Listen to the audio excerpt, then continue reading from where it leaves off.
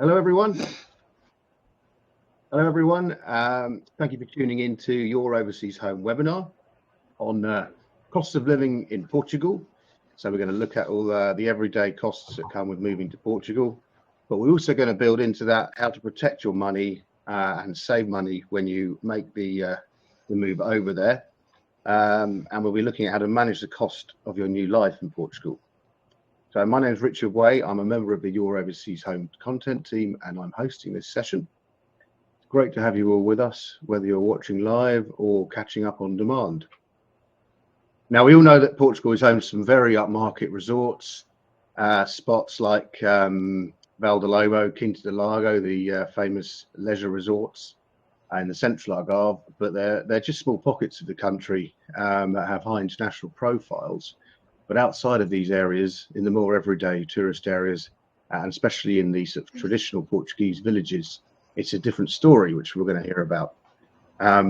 So we want to make sure that wherever in Portugal you decide to settle or buy property, you've organised your finances, you understand that the costs that are going to come with your lifestyle there, you've got your pensions and your assets all set up properly and safely, and you can go over there and afford and enjoy an affordable and enjoyable lifestyle.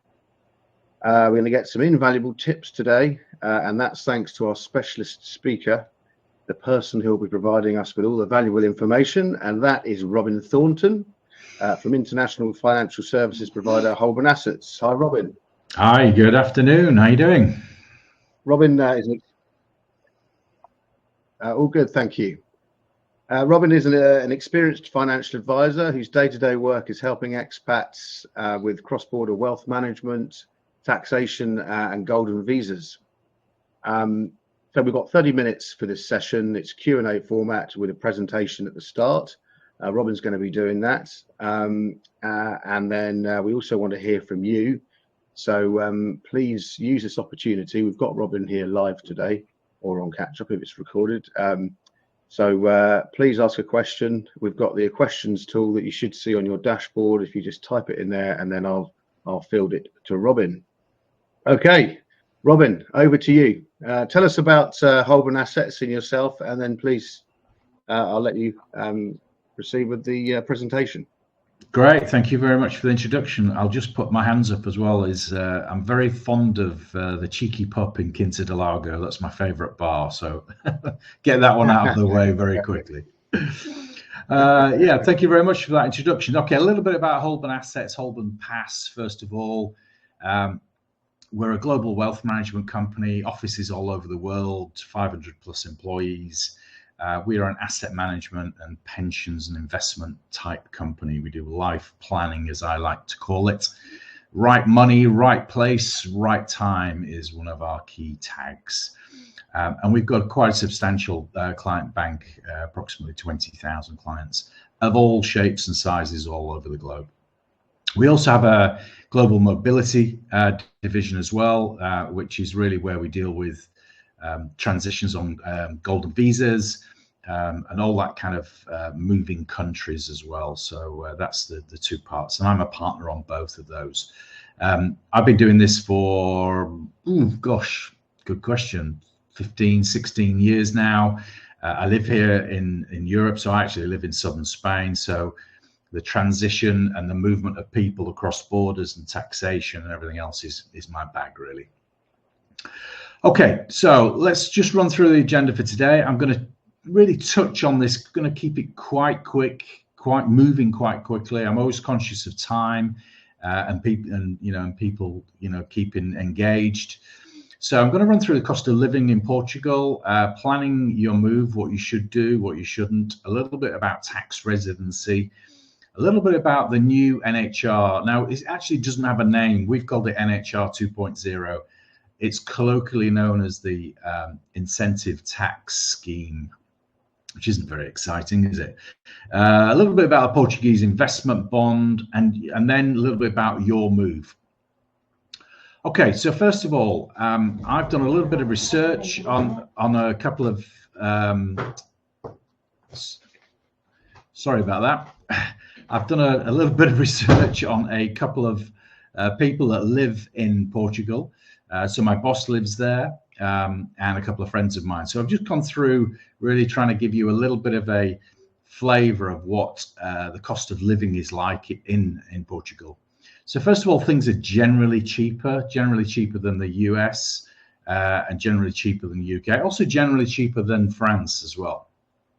So I've done a little kind of snapshot here of day-to-day expenditure, shall we say: wine, beer, phones, fiber, electricity, and fuel.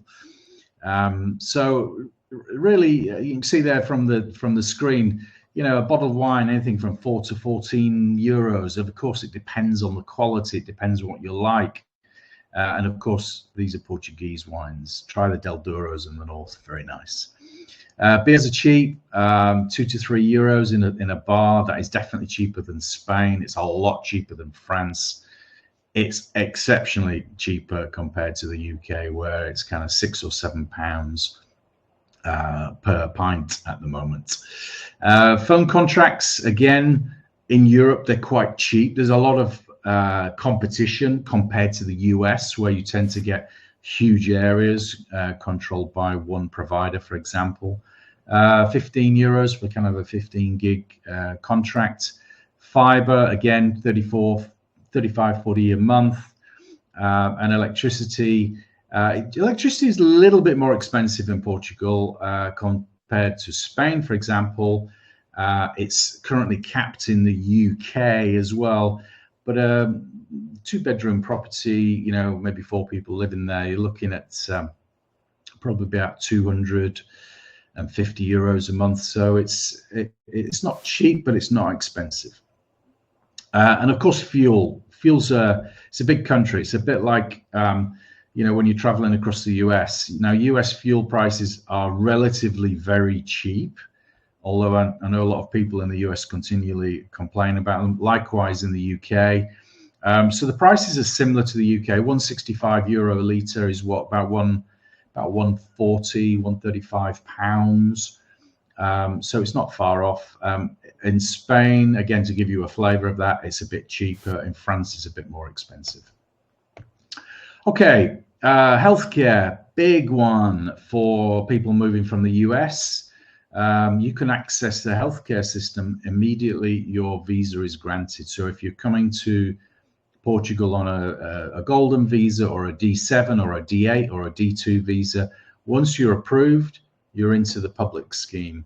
Now, most people do take private healthcare as well. And I've put this in here again for maybe our American clients who have got, I mean, I've seen families of 4 with 18 to 20,000 a year dollars. This is premiums, but with a big deductible, like 15, 20,000. So you've got your cost annually, if you start claiming, is, you know, 38,000 a year or so.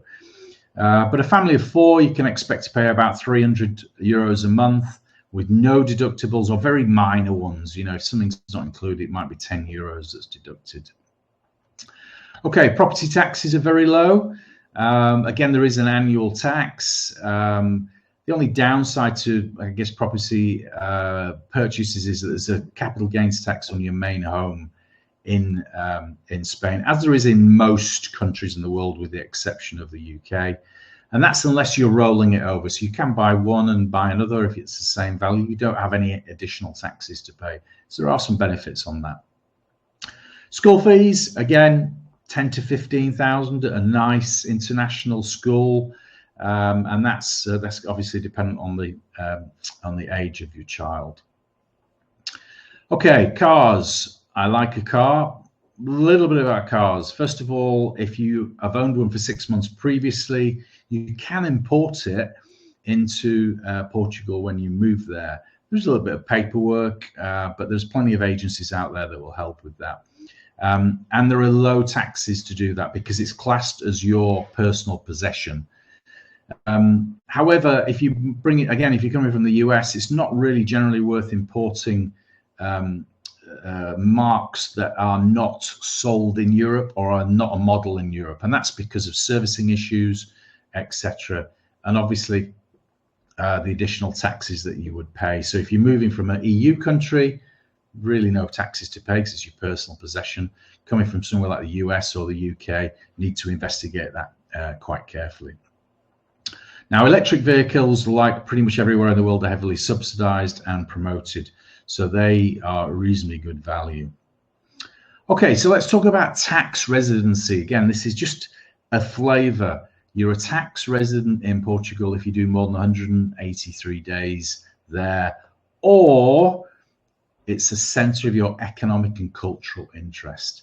So you can't do like 182 days and then go to Spain for a bit and then go to France for a bit. You're still going to be taxed or as classified as a tax resident. Now, there are a number of tests on different countries around the world. I mean, for example, in the UK, there's the statutory residence test, which is an online tick the box type of approach. It'll tell you if you're a resident in the UK or you're a non-resident. Obviously, you need to be a non-resident if you're living in Portugal. Okay, so a little bit about NHR, non-habitual regime or tax regime, and we've called it 2.0 because it's not really got an official name, if I'm honest.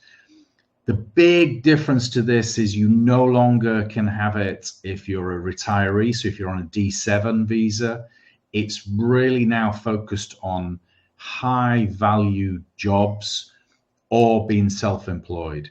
So the government has changed it basically because they blamed part of the housing crisis on the number of Northern European, high net worth retirees moving to Portugal and buying property.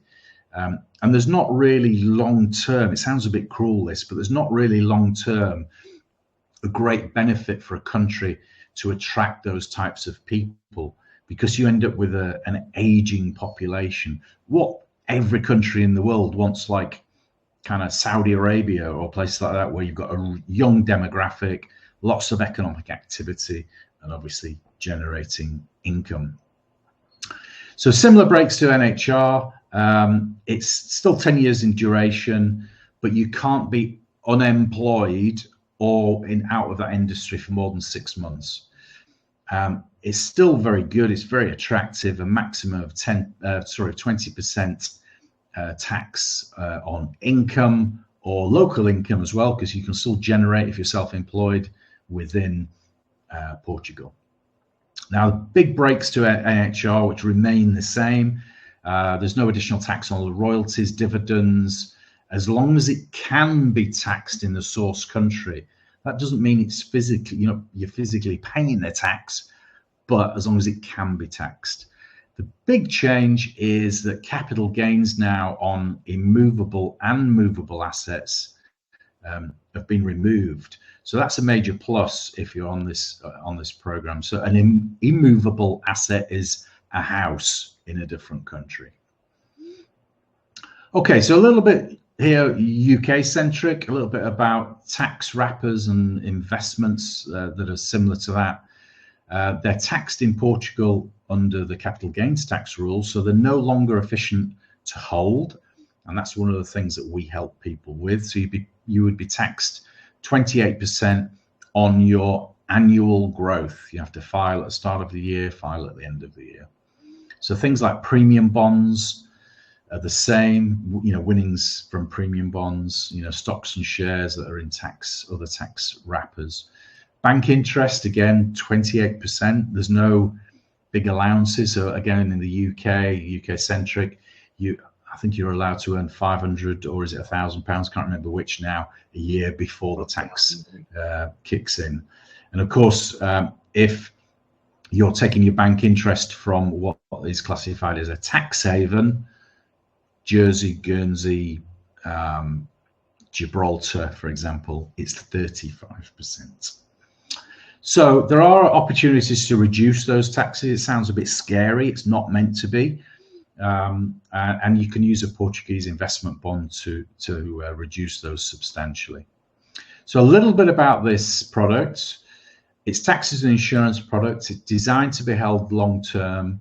You can set it up to provide a monthly income. I've got a number of clients who are doing that, so it's kind of supplementing their pensions or whatever. And it's very tax efficient. So if you hold it more than 8 years, the effective tax rate is only 11% on the growth. So when your NHR finishes, for example, you've built this up, and then that's rolling on, and it can roll on for as long as it likes. So it's a good way of this kind of continuity of efficient taxes. And there's no tax on the death benefits because it's got an insurance wrap around it. And it's provided by big global investment houses, UK institutions, and there's loads of global providers in there as well, like, you know, Vanguard and Canaccord and VAM and all these kind of big names, BlackRock, etc. Okay, so what should you do about planning your move? Well, obviously, key thing to it is when you're buying that property or you're moving that currency is to speak to the guys at Smart Currency, because you'll be able to lock in your rates and they'll be able to advise you, you know, on the best process to do that. You need to book a meeting with ourselves or another financial services company about 3 months before you move. It's good to connect with us before that and get maybe some general advice, but bear in mind, tax rules change, processes change, etc. Key to this also is understanding what your tax liabilities will be before you become a resident in Portugal. So, for example, a common problem is people will move to Portugal and say, oh yeah, I just want to see how it is and, you know, get the feel of it. And then they sell their main residence in the UK. Well, the main residence in the UK is exempt from capital gains tax, but it's not once you've moved countries. So beware of that one. So consider liquidating assets like those ISAs or other bits and pieces that you've got, but take some advice.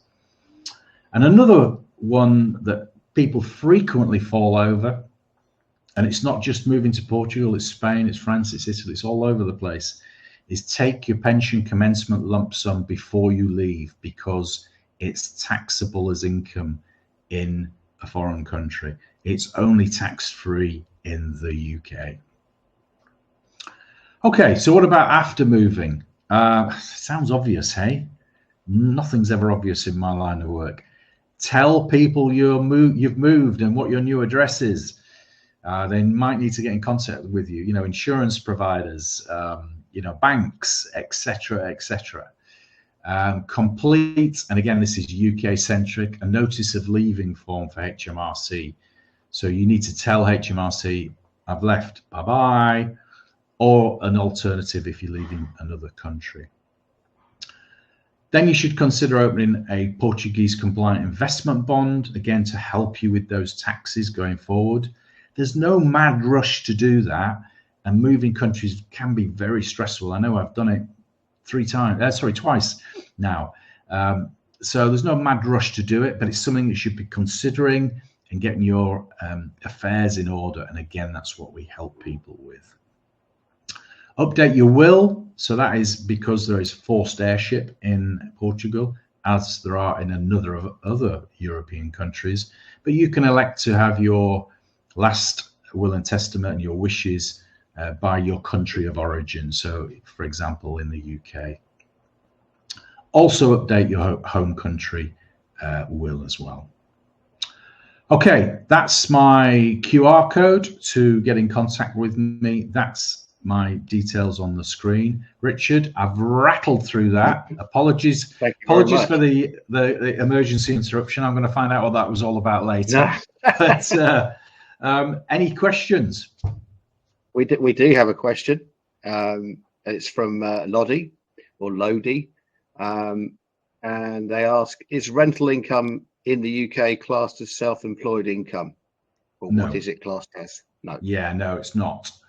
Unless you are a director of a company.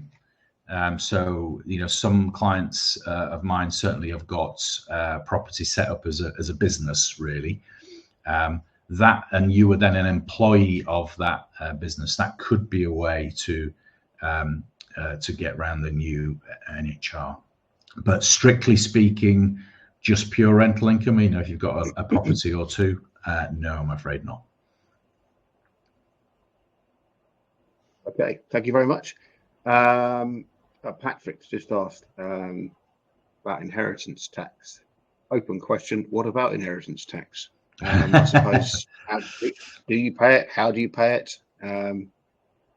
Yes. Okay. So that's a really good and complicated question.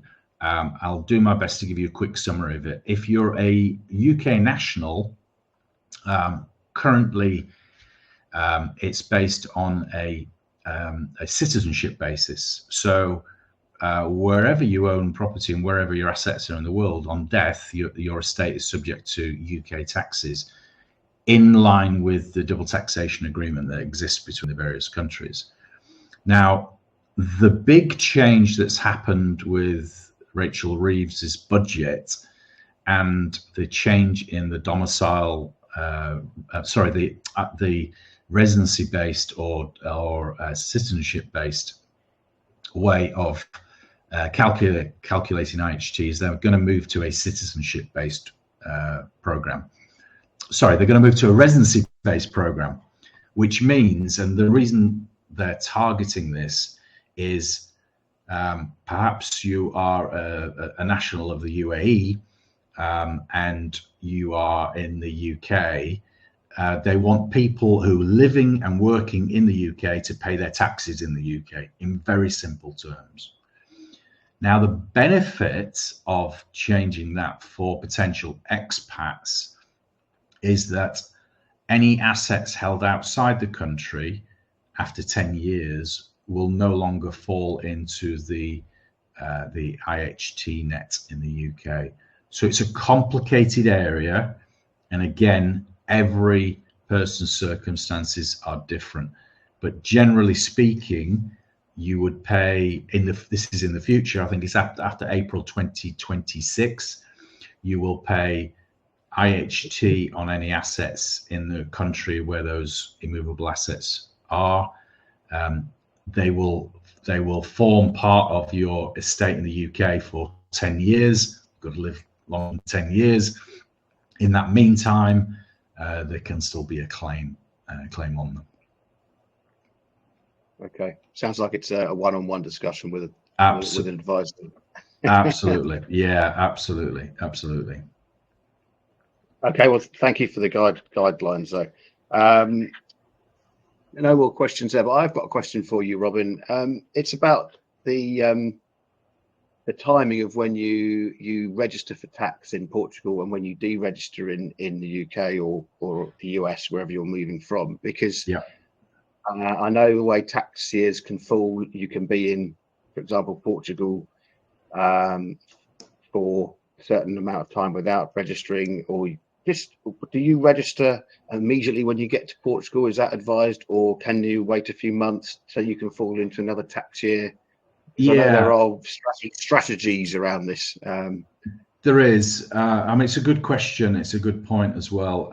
Again, it's down to individual circumstances without a doubt, and this is where we would work with a tax lawyer on somebody's behalf, for example. But you're right, and that is because, and again, it's a European thing, is generally tax years run 1st of January to 31st of December. If you're coming from the UK, obviously the tax years start the first Monday in April. So you've got basically some potential opportunities, shall we say, to get it right. Now, when you move to a foreign country, you don't actually register for tax straight away because you are not a tax resident until you've been there at least 183 days. So that's where this this opportunity might arise, shall we say. Now, if we're talking about NHR, you would actually apply for NHR status, through your lawyer or through your accountancy firm. So it kind of lags.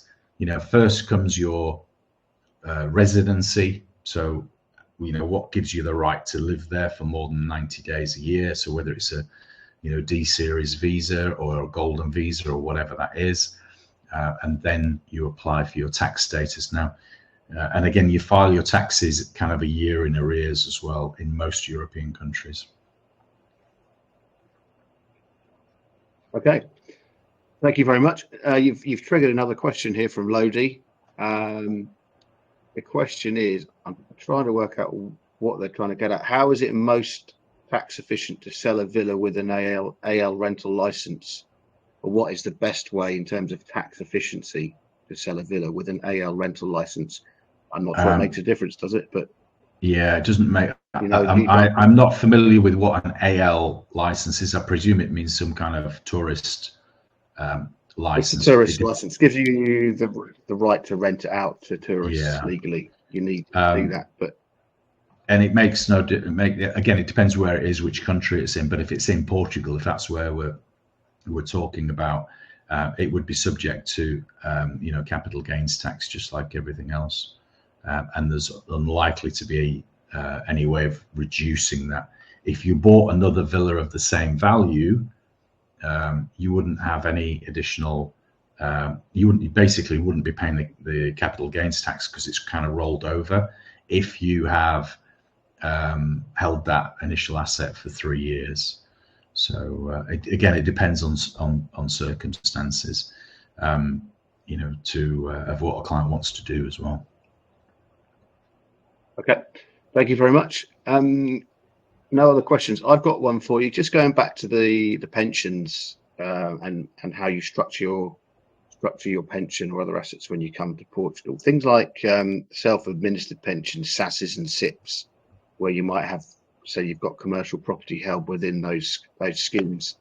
What happens with things like that when you move to Portugal? Yeah, good question.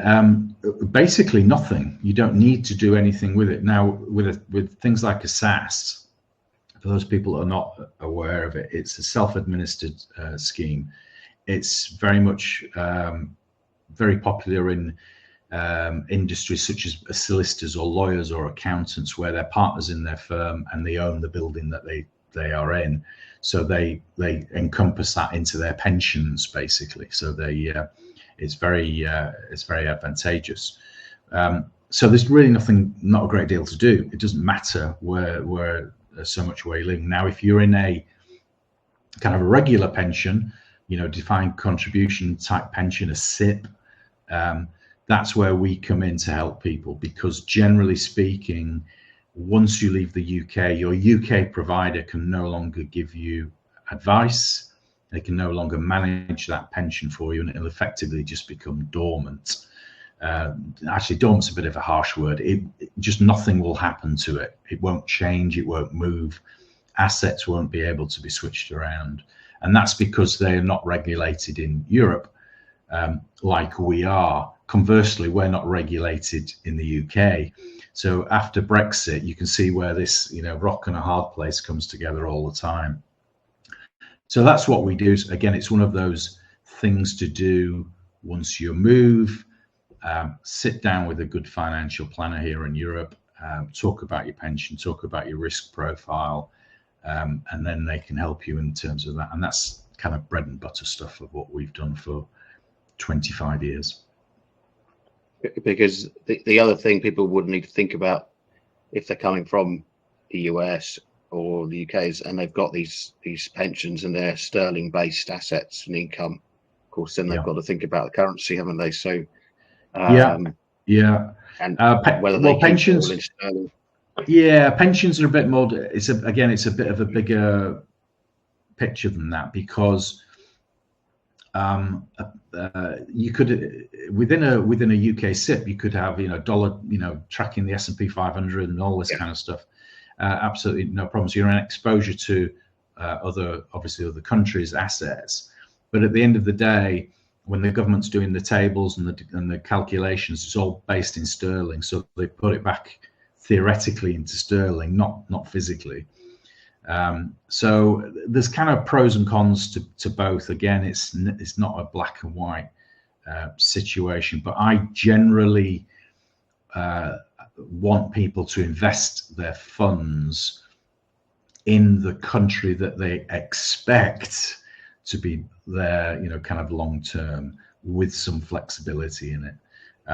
So you could have a euro denominated Portuguese investment bond, for example, and it could be fully invested in the S&P 500, the Nasdaq, Apple shares, Amazon, whatever you want, as long as it's within a collective fund. So again, it's not black and white, but there are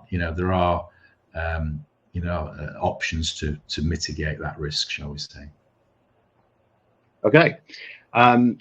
We are just going over time. I wanted to ask just generally, and when maybe you see it with your clients, but people coming from, for example, especially the US, where things like healthcare is expensive, and they go to a country like Portugal, and then you combine that with the lifestyle as well. If they're not dining out in Michelin star restaurants every night, you can have a very very good high quality lifestyle at not a lot of money. Is it deemed as a very affordable place to live? Yeah, for those reasons? I think there are two big drivers that I see all the time, and the comments that I get online. There are actually three things. One is safety and security. So, gun crime and all this kind of stuff that you see on the headlines, whether it's right or wrong, I don't, in terms of the headlines, Portugal's a very safe place to live.